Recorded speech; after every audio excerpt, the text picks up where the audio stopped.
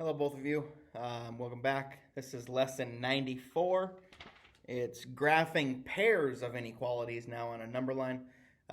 We have not done much of this yet. We did do the first part. We didn't graph pairs of inequalities. We did graph just single inequalities. And remember, what is an inequality? That's something that has more than one answer, right? If I asked you for, give me a number less than 10, well, and what if I said list all numbers less than 10?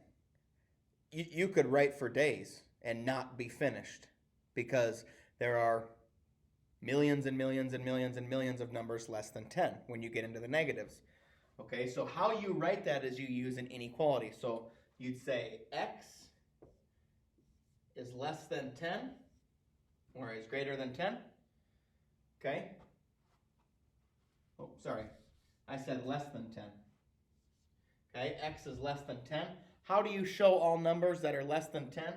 You go number line, you write a number, 10 in there, and then remember, because there's no line under it, right? Then you write an open circle, and then now how do you signify all the numbers less than 10? Well, that is going to go to the left, because on a number line, when you go left, that gets smaller. Okay, now I want to show you the same exact thing, but what if I said, hey, list all the numbers that are equal to 10 or less. Okay, so now that question looks like this. Let's just draw a line, right? That's that half. But now I said, hey, equal to 10 or less. So x is less than or equal to, there's that line I'm talking about, 10. Okay, again, you do the same thing. Number line. What number do you put in there? You put the number that you see. Now this time, instead of it being an open circle like this one was, this one's going to be a closed circle. You color it in. That's what signifies that it can also equal 10. And then you do the same thing. All numbers less than 10 go this way. Always go left. Okay, and then that's your graph. So now, instead of graphing one of them, it's going to have you graph two of them. The only time you shade it in is when you have greater than or equal to, or in this case, less than or equal to. Okay? So inequalities, it's so much nicer to put them on graphs instead of listing them because you would run out of time to list them. You wouldn't have enough time in the day. Okay? So we'll erase these. We'll start with example 1, and we'll go from there. Okay, this says use a number line graph and an inequality expression to describe the statement. The length of one side, S, that's what they're saying, of a triangle is greater than 2 and less than 8. Okay, so it's got to be bigger than 2, but it's got to be less than 8. Can it equal 2? No, it didn't say that. It said it's got to be greater than 2. Can it equal 8? Nope, because it said it has to be less than 8. So as you can see in the book, when it wants you to write this, you'd write it just like this. You'd say 2. It's got to be bigger than 2, right? The mouth always eats the bigger thing. Then you put the S in there for side, because that's what it was talking about in example 1, right? But the side also has to be, right? The side also has to be less than 8. But the side has to be bigger than 2, right? It wants to eat, okay? So that's how you write that. Now, when you go to graph this then, okay, here's what it's going to look like. You're going to go number line, and instead of putting one number on there, you're going to put both numbers. Okay, here's 2, and I'm going to put here's 8. Okay, now, what signs do you see? Is there an equal to underneath any of these? Nope, there's not. If there was, then you'd close the circle. In this case, you know they're both, this is just less than S and this is less than 8. So less than is just open circle and open circle. And it's saying, hey, it can be any number in between 2 and 8. It cannot be 2, right? Otherwise, we'd fill this in. It cannot be 8. Otherwise, we'd fill that in. So how do you do this? You just draw a line that connects the open circles.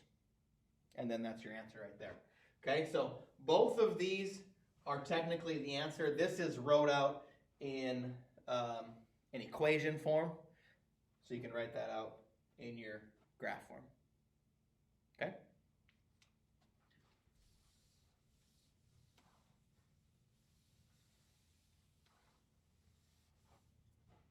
Okay. Number 2. This says graph the solution set of the inequality, and then it gives you the actual numbers. -1 is less than and greater to, so -1 less than or equal to x, and then it says which is less than 5.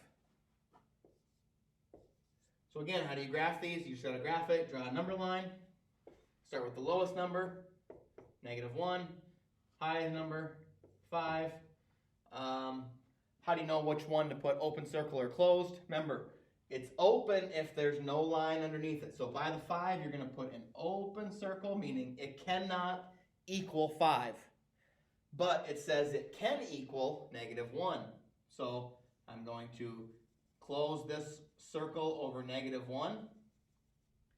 Okay, that's what signifies it. And then again, it can be all numbers in between. It can be 0, it can be 1, 2, 3, or 4. We just know it cannot be 5, otherwise we would have closed the circle. Draw the line that connects them. That's graphing those two inequalities. Okay, and then as far as the last one, example 3, it says graph these pair of inequalities. Now, this one's going to be a little bit different because you notice with the last two, they connected. These two are not, and I'll show you why, all right? So graph these pair of inequalities. It says t is less than 40. So t is less than 40, right? 40 is the biggest thing. But then it also says t is greater than 100, right? I'm going to write that over here. It says then also t is greater than 100, right? So we're going to graph that. Okay, and again, you do the same thing. You go number line, low end number, 40, high end number, 100. Can any of them, let's just start with the 40. Can it be equal to 40? No. So it's an open circle. Can it be equal to 100? No, because there's no equal sign underneath it. So that's an open circle. Now, this is where it's different, okay? Go back and read the original thing.